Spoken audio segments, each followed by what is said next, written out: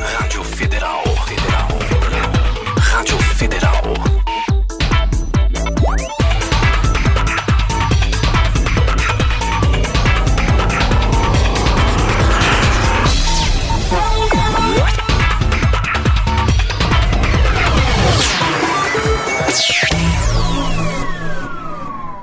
Programa Blitz Digital. Seu link direto com a segurança pública.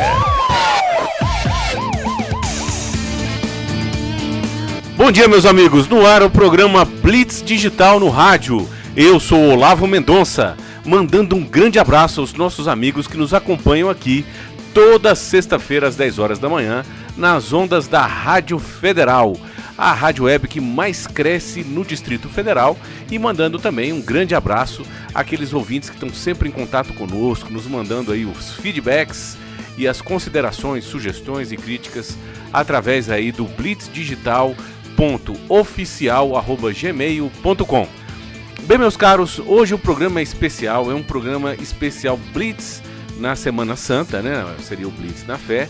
Hoje nós temos vários quadros muito bacanas para nós fazermos uma boa reflexão aí nessa Semana Santa, graças a Deus. Então nós começamos agora no Blitz na Notícia. Blitz na Notícia. Estamos aqui nas ondas da Rádio Federal através do programa Blitz Digital. Mais uma vez, chamamos vocês para poderem acessar aí o www.blitzdigital.com.br, a nossa revista eletrônica voltada para policiais militares. É a primeira revista voltada para policiais militares do Brasil e nós estamos aí, graças a Deus, completamos aí no dia 31 de março 4 anos no ar. Nós também já temos 2 anos no ar aqui no programa na Rádio Federal e dando também um bom dia ao Idovan, né, Idovan? Bom dia, meu caro. Bom dia, Olavo, como é que estamos? Graças a Deus, tudo Seja bem. bem-vindo a mais um programa Blitz. É muito bom ter você aqui com a gente. Obrigado, meu caro. Então nós estamos no primeiro bloco, esse programa especial sobre fé, devido à nossa Semana Santa. Então nós vamos comentar um assunto aí que está, né, tirando o sono aí de muitas pessoas, inclusive esse que vos fala. Nós tivemos a notícia que houve agora, recentemente, ataques às igrejas cristãs no Egito. Esses ataques foram assumidos aí por entidades terroristas de caráter aí totalitário islâmico.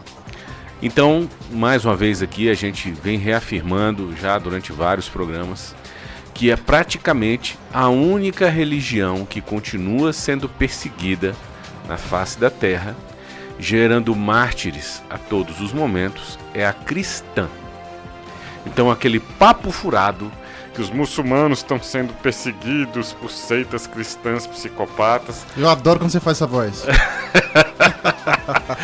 Esse aí só mané para acreditar numa situação dessa. Então a gente sabe, tem aí, tá no noticiário, mesmo na grande mídia, mostrando os ataques reiterados a igrejas e a grupos cristãos.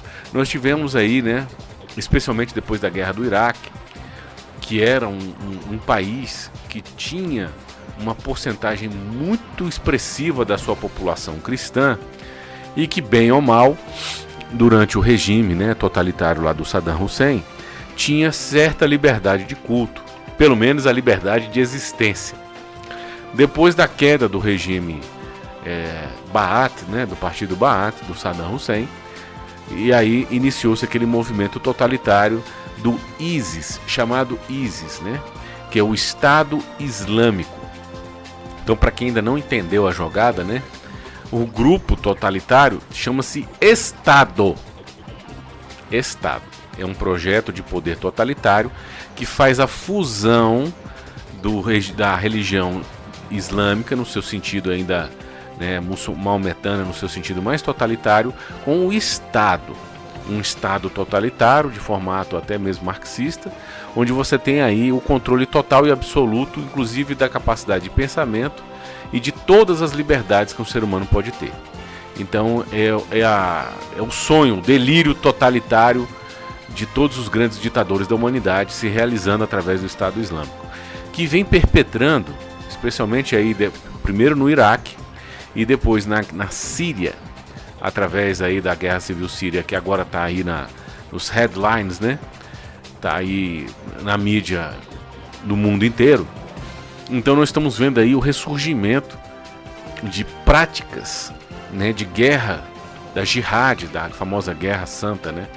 A tradução não seria bem essa, né? Mas essa guerra religiosa, totalitária, empreendida pelo Estado Islâmico, acontecendo aí praticamente estourando em todo o Oriente Próximo, né? No norte da África, no Oriente Próximo e na Europa.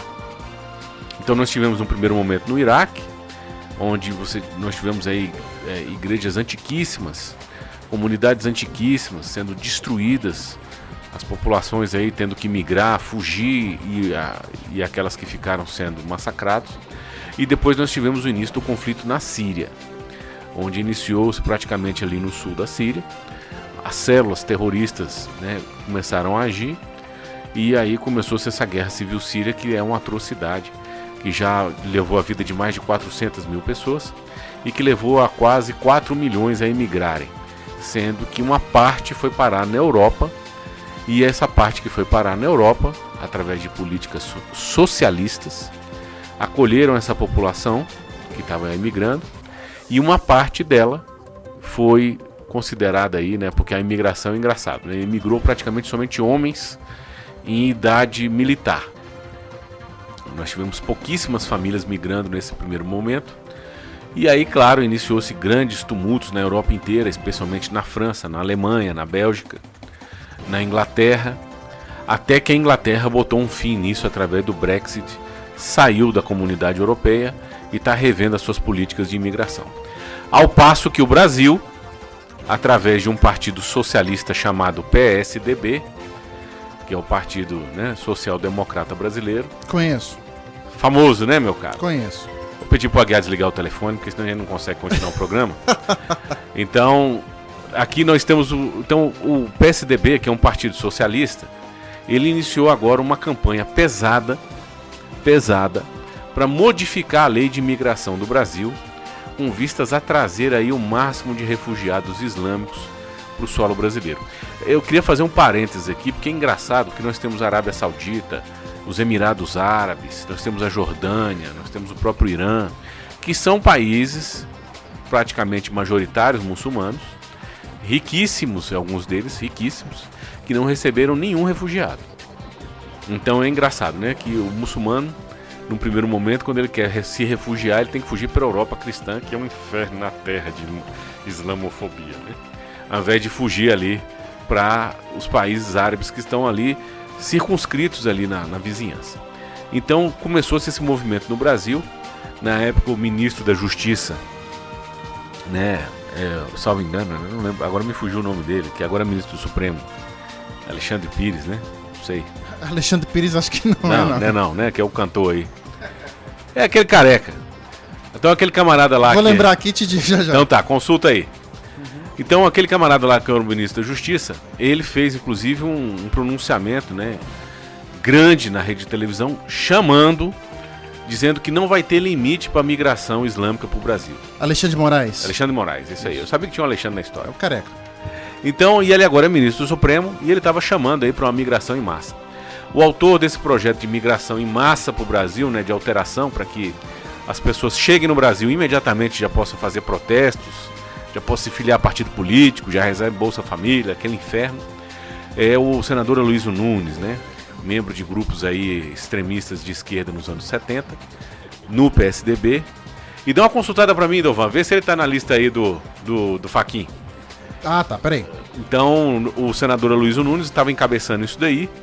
E é uma quinta coluna, é um cavalo de Troia que estão tentando passar no Brasil para desestabilizar ainda mais o Brasil, que já sofre com o genocídio do crime, toda essa bagunça da falta de leis, da reincidência criminal absurda, da completa impunidade, da corrupção generalizada, instalada em todas as esferas e em todos os poderes públicos. Nós temos a infiltração comunista aí devastadora, né, dentro das corporações, onde agentes comunistas trabalham não pelas corporações que eles defendem, né, que eles estão envergando ali, às vezes, o uniforme, ou que eles trabalham, né, com o crachá, mas defendem somente a ideologia partidária principalmente socialista comunista. Então nós temos, se essa política prevalecer no Brasil, dentro de em breve nós teremos aí o início de atentados terroristas também no Brasil, né? E aí, tá na lista ou não tá, Ivan? Não, o nome dele não tá na lista, não. Ah, então tá bom. Então menos mal. Então o Aloysio Nunes não tá na lista do Fachin, mas tem um pessoal do pesado do PSDB que tá. E o PSDB, como bom partido socialista que é, mais uma vez trabalhando contra o Brasil, contra os interesses da soberania nacional, onde o Brasil aí, que já sofre de todos os males, a última coisa que ele precisa é de uma migração em massa, e dentro dessa migração em massa de refugiados, porque a gente sabe que não tem controle nenhum, não tem filtragem nenhuma, né, que tem no Brasil, com certeza virão aí extremistas que começarão a formar células terroristas no Brasil, com vistas a implementar o Estado Islâmico aqui também. Então nós estamos passando por um momento muito delicado, um momento muito grave, e nós temos aí milhares de cristãos martirizados todos os anos. Isso foi uma prática comum, isso aí diminuiu um pouco ali na época da cristandade, mas a gente ainda tem as invasões bárbaras até o século XI, e depois as invasões turco-otomanas, que devastaram a Europa, fizeram milhões de escravos europeus sendo levados para a Europa, e nós tivemos aí grandes combates, grandes batalhas que colocaram em risco a própria existência da civilização ocidental, como no caso a Batalha Marítima de Lepanto e depois a Batalha Terrestre de Viena, onde as tropas turco-otomanas, que já tinham conquistado Constantinopla, já tinham tomado a capital do Império Romano do Oriente, chegaram os portões da Europa Ocidental, aí já tinham devastado a Europa Oriental, e aí chegaram às margens de conquistar e escravizar toda a população nossa da Europa. Inclusive, um dos motivos que levou também, o pessoal fala muito só do comércio, né? Mas a gente tem que lembrar que a tomada de Granada foi ali 1491, 92 ali, né? E em 1500 já estavam as navegações espanholas, portuguesas a pleno vapor, buscando aí, claro, né, no primeiro momento as especiarias, o comércio, porque a rota da seda estava fechada, mas também o plano B, né? Haja vista aí que a Europa estava aí sofrendo essas invasões muçulmanas aí devastadoras e em guerras terríveis. Bem, meus caros, então agora nós vamos para o segundo bloco, que é o Blitz na Cultura. Blitz na Cultura. Bem, meus amigos, então estamos de volta aqui no Blitz Digital, no rádio, esse programa especial da Semana Santa, um especial da fé. E hoje, claro, vamos aproveitar mais uma vez para indicar livros e filmes que fazem muito bem a mente e a alma nesse momento que a gente está passando tão difícil, tantas notícias ruins, inquietantes, perturbadoras aí a respeito de sopros, né? Tambores de guerra estão sendo ouvidos aí no mundo todo. E é claro que o Brasil, né, que é um dos maiores países do mundo, com maior população, nós não ficaremos de fora de nenhum tipo de movimento, ainda mais se for um movimento grande de guerra mundial. Com certeza o Brasil será envolvido nisso daí. Ah, com certeza. A gente não vai escapar disso, né, meu caro Idovan? Será que eu estarei no meio disso também? Meu Deus. Pois é, o Brasil na Primeira Guerra, né, acabou que foi envolvido ali um pedacinho e tudo, até pelas dificuldades de comunicação e transporte da época. Só mandou um pequeno efetivo e tudo. Mas o mundo estava vivendo a época da Primeira Guerra aí um movimento devastador, né? Onde parecia que era o apocalipse. A gente tinha uma guerra mundial, tinha a gripe espanhola, né? Que estava devastando a população, que devastou o Brasil. E a tropa brasileira acabou que pegou essa doença que matou grande parte do efetivo antes de chegar à Europa. Mas nós tivemos efetivo brasileiro lutando na Primeira Guerra Mundial, especialmente uma divisão médica brasileira que ficou assediada na França, que fez aí uma campanha fantástica, muito elogiada. E na Segunda Guerra Mundial, então, nem se fala, nós mandamos milhares de soldados para a Segunda Guerra, além do fato da guerra em si ter batido aqui nas nossas portas, né? O Brasil, na época da Segunda Guerra Mundial, ele não tinha praticamente uma estrutura de ferrovia ainda 100% implementada, e nós não tínhamos estradas, então a navegação de passageiros era toda feita pelo oceano. Então submarinos alemães devastaram a costa brasileira, matando e afundando navios de tripulação civil no Brasil. E depois nós mandamos muitos soldados. Então é claro que nós não vamos ficar de fora de qualquer movimento que aconteça de escala mundial. Bem, meus caros, então primeiro nós vamos indicar alguns livrinhos bem bacanas aí, para que você possa começar a estudar e ativar a sua mente, a sua imaginação e principalmente aí o seu intelecto, porque a fé e a razão caminham juntas, né? O João Paulo II falava que a fé e a razão são duas asas que te levam a Deus. Então, o primeiro livro que nós vamos indicar aí é um livrinho fininho, né? Não é um livro muito grande, dá para ler aí tranquilamente. Famoso esse livro, famoso, que é Como a Igreja Católica Construiu a Civilização Ocidental, de Thomas E. Woods Jr. O Thomas Woods, ele tem vários programas, várias palestras no YouTube, que estão lá disponíveis gratuitamente, né? Então eu aconselho aí, quem puder, não deixe de comprar o livrinho, não deixe de dar uma lida. Então é importante, né, no momento em que nós temos aí Enem, esse lixo que é a educação brasileira, né? Tanto é que nos exames internacionais o Brasil fica sempre nos últimos lugares, né? O filósofo Olavo de Carvalho sempre fala que nós somos o país mais burro e assassino do mundo, né? Então, é claro que o que se ensina no Brasil praticamente, ainda mais na parte de história, o que reflete, o que se refere diretamente à Santa Igreja, é tudo mentira, né? Então a gente está falando aqui de estudos muito bem conduzidos. E aquela questão, né? Porque o Brasil hoje, se você falar para uma pessoa que ela tem que buscar a verdade, a primeira coisa que ela fala para você é que não existe verdade. Aí você vira para ela e pergunta assim: isso que você falou é verdade? Aí dá a famosa pane no HD, né? Tum. Falha na Matrix aí, né? Aí fica... Então, primeira coisa, óbvio, você tem que vencer essas frases feitas que te ensinaram, com o objetivo de te deixar burro. Porque você é burro, é muito mais fácil você ser controlado. Então você tem que vencer isso aí, você tem que amar a verdade. A verdade é um conceito intrínseco em si. A verdade, ela não permite o seu contraditório de uma maneira imediata, especialmente nas questões autoevidentes. Então, por exemplo, se eu pegar esse livro aqui que está na minha mão e dizer para você que é um livro, eu estou na minha mão, um livro feito de papel. Aí vai chegar alguém e vai dizer: não, mas você não pode falar que isso é verdade, que não existe verdade. Meu amigo, isso é uma verdade. Isso é um livro feito de papel, escrito na língua portuguesa. Acredite. Aí, acredite, tá aqui, ó. Você pode olhar, pegar, sentir, cheirar, lamber, usar os seus 5 sentidos e ter noção que isso aqui é um livro realmente. Aí depois a pessoa fala assim: não, mas e se esse livro ele se sentir uma garrafa d'água? Você tá sendo aí livrofóbico com ele. Eu falei: meu amigo, pelo amor de Deus, velho, eu tô falando a verdade, é um livro. É um livro. Não interessa se o livro tá se imaginando uma garrafa d'água, é um livro.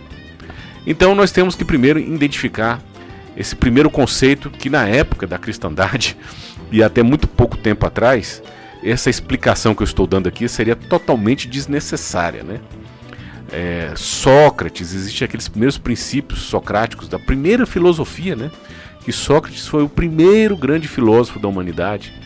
Todas as outras escolas a gente chama de pré-socráticas, né? Sim. Então, depois você tem Sócrates. O que ele falava primeiro? O amor à verdade. Depois nós temos Platão, Aristóteles e aí vem.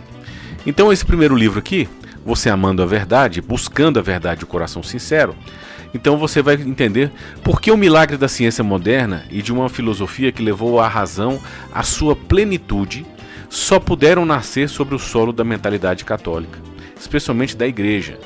Como a igreja criou uma instituição que mudou o mundo, a universidade. Quem diria, né? Um grande reduto anticristão, antifilósofo, né? Antifilosofia, anti-intelectual que a gente tem aqui hoje nas universidades, né? Que só tem frase feita e fumando maconha, não serve para nada. Então quem diria que essa instituição foi criada pela Igreja Católica e somente o pensamento cristão que possibilitou o surgimento dessa instituição.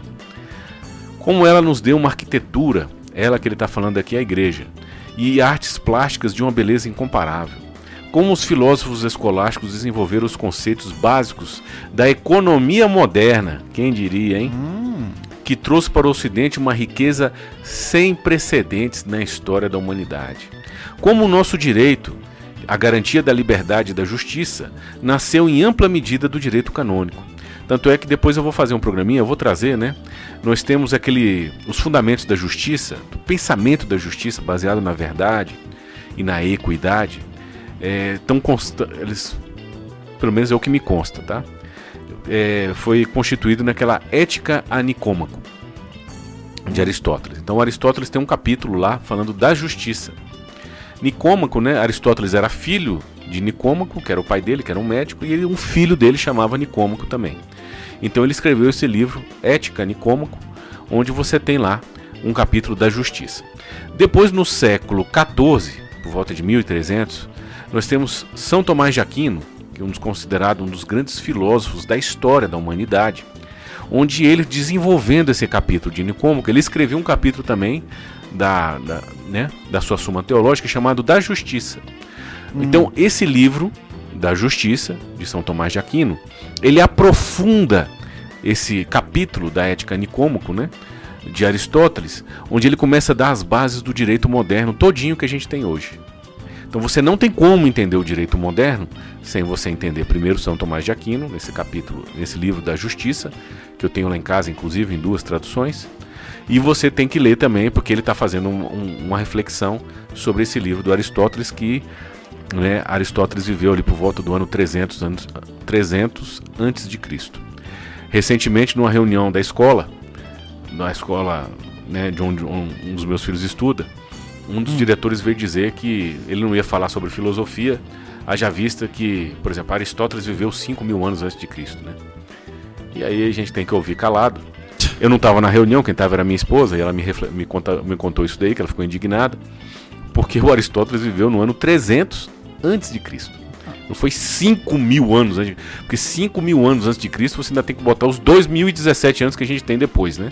Então 7.000 anos atrás o Aristóteles já estava lá. Quem dera que ele já tivesse vivo há 7.000 anos atrás, né? Quem dera. Mas é importante a gente estudar isso aqui para poder entender as bases da nossa sociedade. Por exemplo, quando a gente vai estudar direito, a base do direito que eles passam pra gente, né, é as 12 tábuas de Roma, e mais ou menos, isso aí em curso de direito bom, né? Curso de direito lixo, ele já começa falando de César de Beccaria, como se o direito fosse inventado pelo César de Beccaria lá no século XVIII, né? 19, eu acho, 18. Então, a idiotice completa, né? Por isso que o pessoal do direito às vezes fica maluco aí, fica correndo atrás do rabo, não consegue chegar a conclusão nenhuma, e o direito vira a ciência do blá blá blá e do papo furado, onde o direito é um meio, né? É um meio para se promover a justiça. E eles não conseguem entender que, por exemplo, eu vou estudar leis, né? A arte das leis. A gente não estuda leis, a gente estuda direito. A matéria chama direito. Até que a pessoa está fazendo uma coisa errada, bicho, faz isso aí direito. Direito é o certo. E é um meio, o direito não é o fim. O direito é um meio para se alcançar a justiça. Olha que coisa interessante. E por que direito tem esse nome, direito, do braço direito? Porque Deus fazia justiça com a sua destra poderosa. Deus fazia justiça através do seu braço direito, com a mão forte e o braço estendido. Olha só. Então as pessoas não conseguem entender, muitas vezes, os fundamentos básicos onde foi construído essa sociedade que hoje a gente vive, bem ou mal, com as liberdades, com o pensamento de equidade, de justiça. Então é um livrinho muito bacana, baratinho, da editora Quadrante, não deixa de ler aí, dá para ler rapidinho, se quiser se aprofundar depois, tem muito vídeo no YouTube e tem outros livros bacaníssimos aí do Thomas Woods. Esse outro aqui são as 7 mentiras sobre a Igreja Católica, da professora, né, uma professora acadêmica, ela é PhD, a professora Diane Moxar, historiadora norte-americana que escreveu esse livro aí, baseado naquilo que ela encontrava todos os dias quando ela lecionava nas universidades, né? Então ela pega aí as 7 grandes mentiras que contam sobre a igreja, e ela não faz um tratado, né? Ela tentou escrever um livro bem levinho para que as pessoas comecem a entender, e depois ela deu uma vasta bibliografia no final do livro para as pessoas se aprofundarem aí e realmente buscarem a verdade. Então, a primeira mentira que ela fala é que a Idade Média é a idade das trevas, né? A gente só aprende isso na escola. E ela explica que não tem nada disso, isso é uma mentira. A Igreja Católica seria inimiga do progresso. Aí outra abobrinha, né? Foi a Igreja Católica que inventou as universidades, e uma das filhas da universidade é a metodologia científica, né? Criada pelos padres. O capítulo 3 fala sobre a cruzada contra a verdade, o problema das cruzadas, né? A gente tem outros livros aqui falando das cruzadas também. Aí o capítulo 4, a sinistra Inquisição, né? O problema do mundo não é o materialismo dialético, o pensamento totalitário marxista, socialista, essas coisas que matou 100 milhões de pessoas no século XX. O problema é a Inquisição, especialmente a Inquisição espanhola, que matou 400 pessoas, né? Então é um negócio terrível. Então nós temos aí também a ciência no tribunal, a Igreja Católica versus Galileu. Eu inclusive assisti uma palestra do professor, de um dos grandes medievalistas que eu conheço, né, que é o Dr. Pinheiro, Sávio Pinheiro, e ele explicou isso aí a miúde. Ele tem uma biblioteca vastíssima e ele fez um estudo completo da questão do Galileu. Aqui ela comenta um pouquinho também, muito interessante. Aí vem no capítulo 6, uma igreja corrompida por inteiro, né? Que a igreja está totalmente corrompida, e aí que veio a reforma protestante. Ela vai explicar como que isso se deu, que na verdade não é bem isso.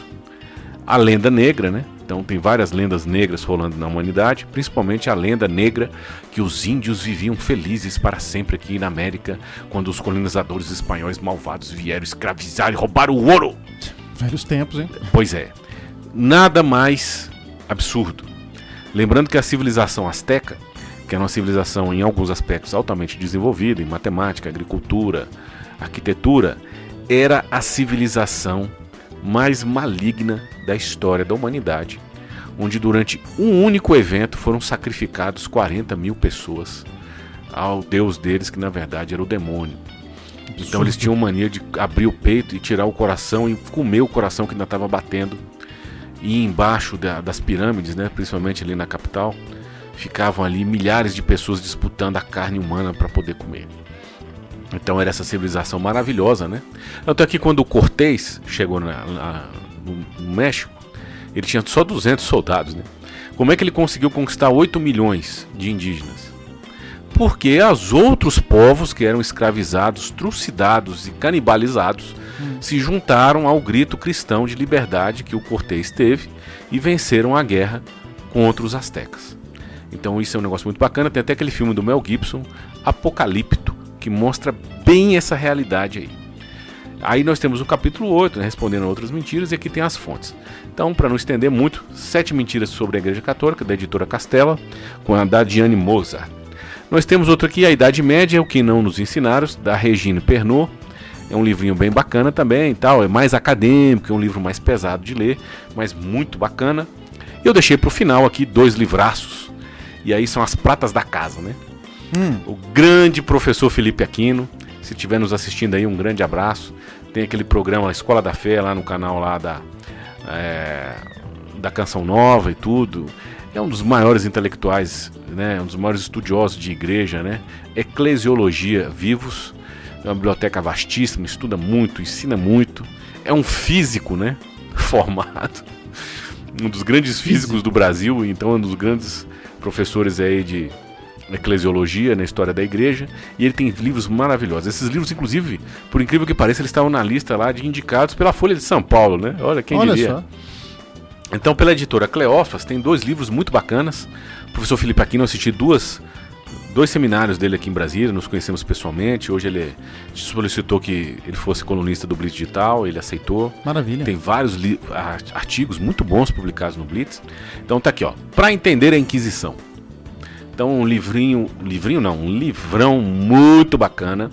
E esse livro, por que o Felipe Aquino escreveu ele? Baseado em quê? Nesse livro do Thomas Woods. Como a Igreja Católica construiu a civilização ocidental.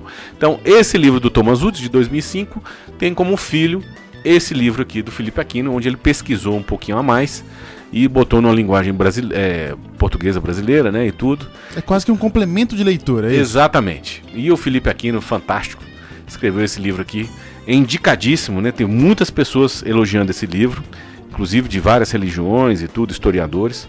Um livro fenomenal. Outro livro bacana também é Uma História que Não é Contada.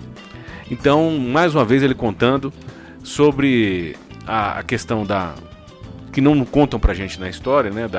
A gente estuda a história, como que a civilização ocidental tem uma dívida impagável à Igreja Católica, né? Então ele vai comentando aqui sobre como que eram os tempos bárbaros, a ação evangélica da igreja, o Sagrado Império Romano, o papel da igreja nos tempos bárbaros, o trabalho da igreja para conquistar e converter os bárbaros, os bárbaros, né? O brilho da escolástica, os grandes cientistas da igreja. Então nós temos aqui, é um barato. Esse livro aqui, ele é muito legal de ler e tem muita conclusão bacana. Então, claro, aqui também, o que o Felipe Aquino cita aqui? O professor Thomas Woods, PhD em Harvard, no seu livro de 2005. Aí, ele já está citando de novo. Foi um livrinho que mudou aí o pensamento do professor Felipe Aquino. E depois ele escreveu esses livros. Então fica aí uma dica de leitura bem bacana. São 5 livrinhos aqui. Não precisa ler todos, claro, mas se você puder ler principalmente os do Felipe Aquino e do Thomas Woods, você não vai se arrepender. Eduardo, como é que tá o nosso tempo aí? A gente tem que ir pro intervalo ou ainda tem mais um tempinho aí? Não, a gente tem que ir pro intervalo já. Então tá bom. Meus amigos, nós vamos para um pequeno intervalo e voltamos daqui a pouco. Não saia daí. Um grande abraço. Blitz na fé. Bem, meus caros, então estamos de volta aqui no programa Blitz Digital no rádio, nessa sexta-feira santa abençoada por Deus. E hoje nós temos um programa, claro, especialíssimo sobre essa Semana Santa que está em andamento aí. Então nós já fizemos uma pequena reflexão sobre o momento atual, especialmente no momento, né, mundial, nossas indicações de livros.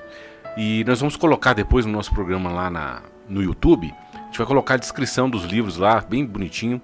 Então, se você perdeu ou não conseguiu anotar, ou quiser saber mais sobre os livros, acessa lá o canal do Blitz Digital no rádio.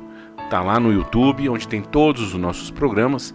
E com certeza esse programa vai estar lá, postado. E na descrição do vídeo, nós vamos colocar os livros lá, bem bacana. Bem, meus caros, então, nessa última parte, que é o Blitz na Fé, eu gostaria aqui de complementar aquele programa que nós já começamos a fazer sobre o terceiro segredo de Fátima. Então, para quem não assistiu, né, depois a gente vai colocar também na descrição do vídeo, esse capítulo, esse programa, onde nós fizemos um Blitz na Fé e nós começamos a falar sobre o segredo de Fátima.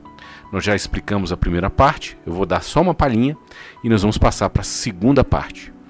Bom, meus caros, então em 1917, em Portugal, na Cova da Iria, né, num pequeno povoado no interior de Portugal, 3 pastorezinhos tiveram aí uma visão de uma senhora que flutuava em cima de um pequeno arbusto, onde ela explicou que aconteceriam grandes prodígios através dessa aparição, e ela começou a revelar aí chamados segredos, mistérios. E isso gerou uma grande comoção em Portugal e tudo. Nós explicamos aí como que isso aconteceu. E as crianças foram perseguidas, porque Portugal, na época, em 1910, teve uma revolução socialista em Portugal, onde a igreja foi perseguida, os padres foram fichados pela polícia, as igrejas fechadas, a perseguição foi devastadora. E lá, nesse momento, então, as autoridades, especialmente o governador da região, começou a perseguir as crianças, prendeu os 3 meninos, inclusive a mais novinha, se não me engano, tinha 6 anos. E acabou que eles liberaram as crianças para que comparecessem, né, ao local onde Maria prometeu aparecer e onde ela se revelaria, falaria o seu nome, né, no caso Nossa Senhora, e ela faria um grande prodígio. Esse grande prodígio é considerado por muitos, inclusive pelo próprio filósofo Olavo de Carvalho, o maior milagre da história da humanidade depois da ressurreição de Cristo, onde nós temos o milagre do Sol, onde o Sol se aproximou da Terra, causando um grande pânico na população e enxugando a roupa e o solo de todos que estavam lá, curou todos os doentes que estavam naquele local, cegos, coxos, né, aleijados, aquela questão toda. E foi um milagre de grandes proporções, testemunhado por 70 mil pessoas. E depois foram revelados 2 segredos às crianças, né? Aqui a gente vai começar a entrar na parte nova já. Então, esses 2 segredos que foram passados às crianças, nós temos ali o primeiro segredo, que daria conta, né, que a Primeira Guerra Mundial terminaria. Então, essa Primeira Guerra Mundial era uma guerra devastadora de proporções inéditas. Haja visto o avanço da tecnologia, né, das metralhadoras, os armamentos, as bombas, a invenção do avião. Então, era uma guerra assim de proporções apocalípticas, né? E a população do mundo estava desesperada. E Portugal sempre foi um país pequenininho, população pequenininha, mandou 40 mil soldados lutarem nessa guerra. Então não tinha casa praticamente, não tinha família portuguesa que não tinha mandado seus filhos lutar nessa guerra devastadora, essa guerra animalesca, bestial. O Brasil chegou a mandar soldados para lá, mas eu já contei essa história agora no programa. E aí o que acontece? Ela dá esse alívio, que era uma grande angústia de Portugal e de toda a Europa e o mundo todo, que a Primeira Guerra Mundial ia acabar. Então ela adiantou isso daí. E na época das aparições, em 1917, essa perspectiva era zero, né? Então a guerra estava em pleno andamento, nós tínhamos aí a Rússia combatendo, nós tínhamos aí reveses o tempo todo, ninguém conseguia avançar. A Alemanha, a Turquia muito forte, né? O Império Turco Otomano. Então essa questão estava fora de questão à época. E nós tínhamos aí os 3 países lutando, né, que eram 3 grandes impérios, né, o Império Turco Otomano, o Império da Alemanha, né, e o Império Prussiano. Né. Era isso, salvo engano era isso. Depois eu vou dar uma olhada porque o nosso foco aqui é outro, mas só explicando como é que era essa guerra. Então ela explicou que o primeiro segredo se daria por conta disso, que encerraria a Primeira Guerra Mundial. Depois do segundo segredo de Fátima, ela revela que através de um grande prodígio, de um sinal no céu, caso não houvesse uma profunda conversão, tanto do clero quanto da sociedade, haveria uma segunda guerra ainda pior, onde nações inteiras seriam devastadas e varridas do mapa. Claro, a humanidade não estava nem aí, nós temos aí, né, eles chamam de os loucos anos 20 e 30, né, onde todo tipo de devassidão tomou conta da Terra de novo. E aí o que aconteceu? Por volta de 1939, houve uma aurora boreal vermelha no céu da Europa inteira. Então todas as pessoas tiveram certeza que era o sinal previsto por Nossa Senhora em Fátima. Isso foi notícia no mundo inteiro. As pessoas saíram de casa desesperadas, achando que estava tendo um grande incêndio na sociedade, na cidade. Foi notícia no Brasil, essa questão, e no mundo todo. E logo em seguida começou a Segunda Guerra Mundial, que foi uma guerra, então, ainda conseguiu ser pior do que a primeira. Então nós tivemos ali praticamente milhões de pessoas mortas. O Brasil mandou milhares de soldados, teve milhares de baixas. A guerra chegou na beira aqui do nosso país. A Europa foi devastada. E Portugal teve o cuidado de consagrar o seu país ao Imaculado Coração de Maria, numa cerimônia com todos os bispos.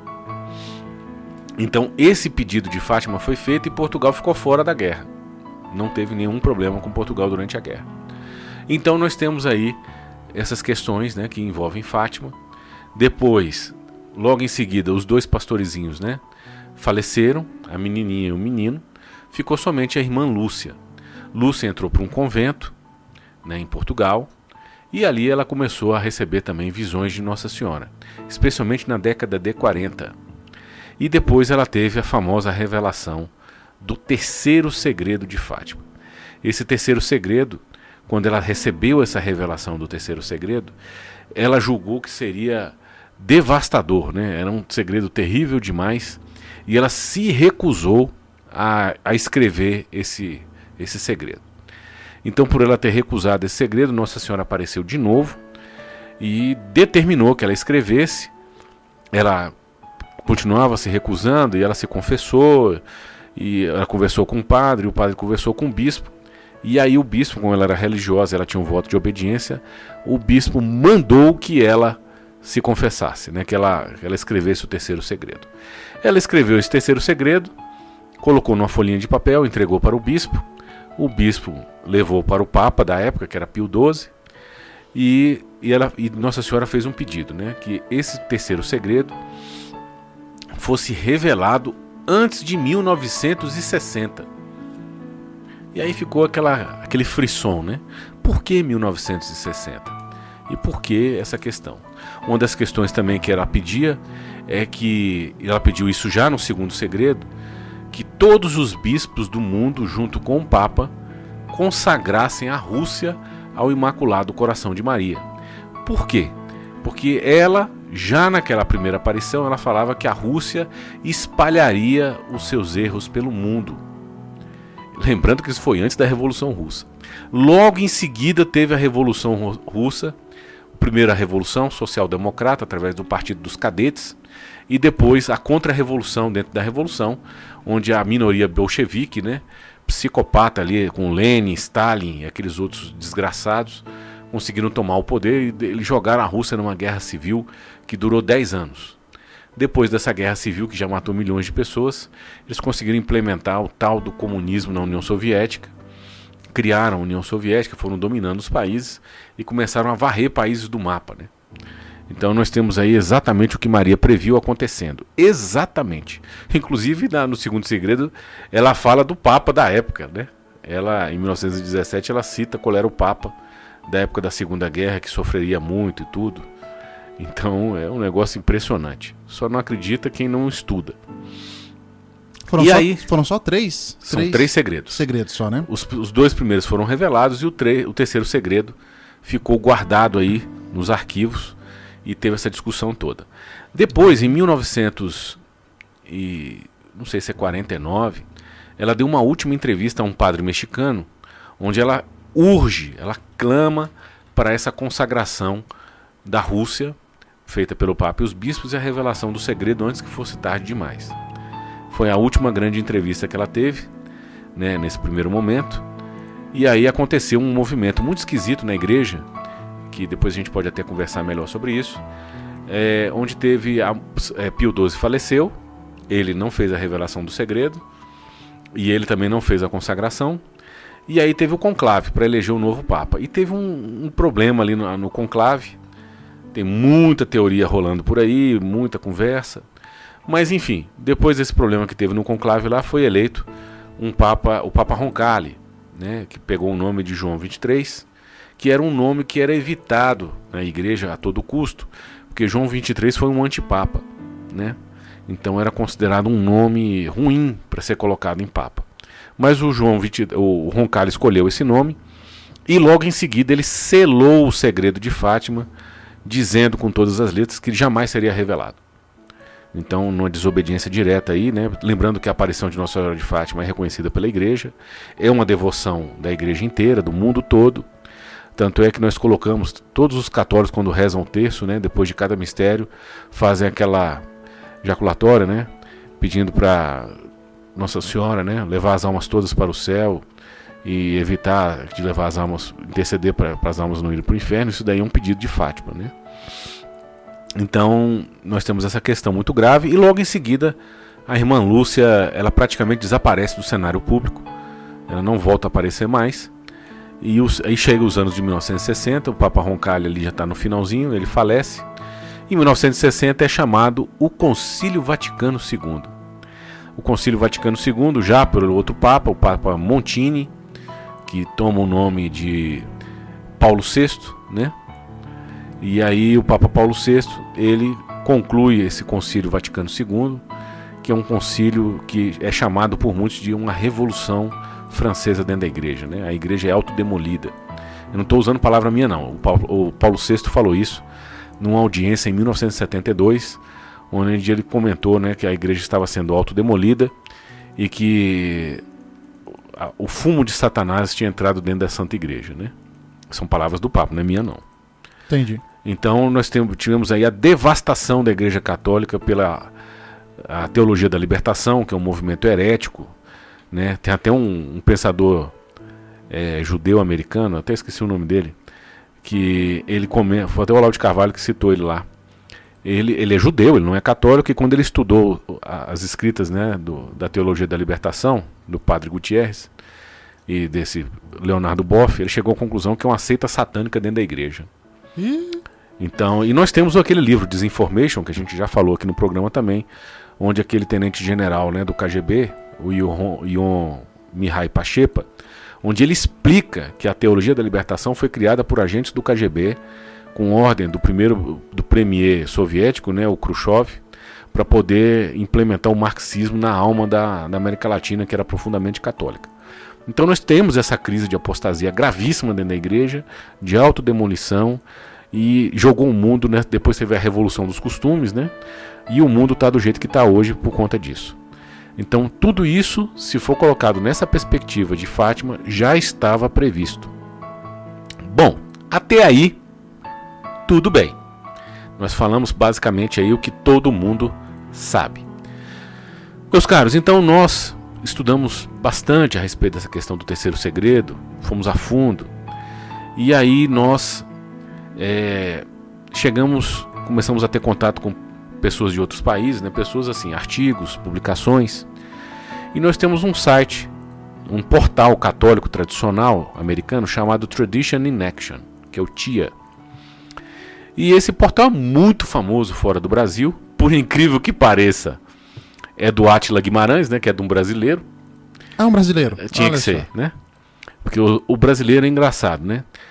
Os grandes movimentos que fizeram resistência feroz à revolução dentro da igreja foi o movimento da Sociedade São Pio X, que é do Monsenhor Lefebvre, francês, que continua muito ativo até hoje.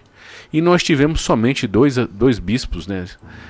Dois monsenhores, dois cardeais que lutaram contra também, dois bispos, que são brasileiros. Dom Maria Sigô, lá da região de Ouro Preto, Minas Gerais, e Dom Castro Maia, do Rio de Janeiro, que também, depois Dom Maria Sigô reformou, né? Ele não aguentou, e depois o Dom Castro Maia lutou até o fim da vida e ficou a região ali de Campos, no Rio de Janeiro, sem reforma, sem revolução. Mas acabou que depois que ele morreu, né, o pessoal reformou. Então nós tivemos esse movimento, sempre foi muito forte no Brasil e na França. E aí o que acontece? Eles publicaram, há 7 anos atrás, praticamente, em 2010, eles receberam uma foto de uma pessoa de Portugal, porque eles fizeram vários artigos investigando a questão de Fátima, com conclusões perturbadoras. Eu estou pesquisando e eu vou começar a escrever e publicar alguma coisa no Blitz. Talvez a gente compile tudo depois e faça um livro. Eu tenho, inclusive, umas reuniões agora, semana que vem, para tratar disso, finalzinho da pesquisa que eu estou fazendo, para poder compilar o material e publicar. Até porque não tem nada em português, né? Então a gente vai tá dando uma fonte nisso daí. Isso que eu vou explicar aqui, né? Esse artigo eu já vou traduzir e devo publicar ele na semana que vem lá no Blitz. Então não deixe de conferir no Blitz Digital na seção de fé. Então em 2010, esse portal, que é muito respeitado fora do Brasil, mas ele é todo em língua inglesa, eles receberam uma foto de uma das cópias, ou O Terceiro Segredo, manuscrito pela irmã Lúcia, no chão de um tapete, né? Depois eu vou entrar no mérito daquela divulgação que teve em 2010, onde foi divulgado, né, o Terceiro Segredo de Fátima, através do João Paulo II, no finalzinho da vida dele lá, onde ficou um negócio embaçado, onde todos os especialistas em Fátima disseram que não foi divulgado completo. O próprio Papa João Paulo II deixou entre linhas que não era completo mesmo, e o Bento XVI também. Sabe-se lá por quê, né? E aí essa pessoa, né, num ato de coragem, ela pegou essa carta, colocou num tapete lá e tirou uma foto em alta resolução e mandou para o Tradition in Action. Isso em 2010. Isso deu grande repercussão no meio católico, e o próprio pessoal do site, né, ficou na dúvida, nunca disseram que era verdadeiro, só disseram que receberam essa carta. E aí começou uma grande confusão, assim, uma grande discussão em cima dessa carta. E quando foi agora recente, eu estou falando recente, José Maria Savala, que é um pesquisador, né, espanhol, ele escreveu um livro chamado El Segredo de Fátima, né? Eu não sei se o nome é esse mesmo, porque a capa do livro aqui está bem embaçada. E aí o que ele fez? Ele pegou essa carta em alta resolução, imprimiu ela em alta resolução, conseguiu as outras 2 cartas que estão públicas, né, da irmã Lúcia, e ele passou por um dos grandes especialistas aí em grafia, né, que faz perícia desse tipo de letra, de assinatura, né, que é o grafotécnico. Esse grande especialista fez uma análise, fez um estudo completo dessa terceira carta, e ele chega à conclusão que sim, que essa terceira carta foi manuscrita pela irmã Lúcia. Tá brincando. E aí o pessoal fala assim, né? Não, mas aí não teria como a pessoa montar isso no computador, mas mesmo se tivesse montado no computador, deixa rastro. Porque para você comparar com as outras cartas, a pessoa escreve parecido, mas ela nunca escreve igual. Então teria como saber que essas letras foram puxadas das outras cartas e montadas, e que não é o caso. Então ele chega a essa conclusão, Isso aí está dando uma repercussão imensa, foi o que me levou inclusive a voltar a esse assunto. E agora, pela primeira vez na mídia brasileira, eu vou ler o texto do Terceiro Segredo de Fátima, publicado nesse site americano e depois estudado por vários cientistas, e que, por incrível que pareça, né, a irmã Lúcia, ela escreveu o Terceiro Segredo em português. Não acredito. Então, uma das grandes dificuldades dos grandes especialistas mundiais é a língua portuguesa, né? Sempre precisam de especialistas para traduzir. E a carta, depois eu vou publicar isso no Blitz Digital, ela foi escrita em português. Então, eu vou ler aqui agora o Terceiro Segredo de Fátima. A fonte é o Tradition in Action, que está há 7 anos em discussão aí, e que agora teve esse livro do Zavala, que comprova, teoricamente, que foi escrito por ela. Vai. Então, no dia 1º de setembro de 1944, aí ela coloca a inicial, Jesus Maria José, agora vou revelar o terceiro fragmento do segredo. Essa parte é a apostasia na igreja. Nossa Senhora mostrou-nos uma vista do indivíduo que eu descrevo como o Santo Padre, em frente de uma multidão que estava louvando-o. Mas havia uma diferença com um verdadeiro Santo Padre, o olhar do demônio. Este tinha o olhar do mal. Então, depois de alguns momentos, vimos o mesmo Papa entrando a uma igreja, mas essa igreja era a igreja do inferno. Não há modo para descrever a fealdade desse lugar. Parecia uma fortaleza feita de cimento cinzento, com ângulos quebrados e janelas semelhantes a olhos. Tinha um bico no telhado do edifício. Em seguida levantamos a vista para Nossa Senhora, que nos disse: vistes a apostasia na igreja. Esta carta pode ser aberta por o Santo Padre, mas deve ser anunciada depois de Pio XII e antes de 1960. Aí ela escreve, em 1944. No reinado de Juan Pablo II, a pedra angular da tumba de Pedro deve ser removida e transferida para Fátima, porque o dogma da fé não é conservado em Roma. Sua autoridade será removida e entregue a Fátima. A Catedral de Roma deve ser destruída e uma nova construída em Fátima. Se 69 semanas depois de que esta ordem é anunciada, Roma continua sua abominação, a cidade será destruída. Nossa Senhora disse-nos que isto está escrito em Daniel 9, capítulo 9, versículo 24 e 25, e Mateus, capítulo 21, 42 a 44. Meus caros, situação muito grave, muito séria. Eu jamais faria a leitura desse documento aqui se não tivesse estudando há anos essa questão. Eu acompanhei em 2010 a publicação dessa carta e a gente está sempre estudando e tudo. Inclusive, um pequeno adendo aqui, né? O Papa João Paulo II, ele retirou uma parte no centenário nossas comemorações de Fátima. Depois eu vou colocar isso num artigo bem escrito. Ele retirou uma parte da tumba de São Pedro e mandou para Fátima. Isso é um fato. Então, é muito impressionante essa questão. E depois tem uma outra questão também, ainda mais complicada, que depois eu vou explicar a respeito da irmã Lúcia. Meu caro Idovan, como é que nós estamos de tempo aí? Bom, capitão, a gente tem aqui 1 minutinho para encerrar o programa. Bem, meus amigos, então nessa Semana Santa, oremos a Nossa Senhora de Fátima, que interceda por nós, que interceda pelo Brasil, interceda pelo mundo. Nós sabemos que o mundo está vivendo um momento muito, muito grave, muito delicado. Nós estamos aí no centenário de Fátima, agora em maio de 2017, se completam 100 anos da aparição, em 13 de maio de 1917. Então peçamos a Deus, pela intercessão de Nossa Senhora, que olhe pelo Brasil, olhe pela Europa, olhe pela igreja, olhe por todos nós, pelas nossas famílias. E a gente deve estar publicando aí novos artigos e a gente volta a falar do Segredo de Fátima num terceiro programa, que é a terceira parte, se Deus quiser. Meus amigos, uma excelente sexta-feira abençoada por Deus. Fiquem com Deus e até o próximo programa, se Deus quiser. Um grande abraço.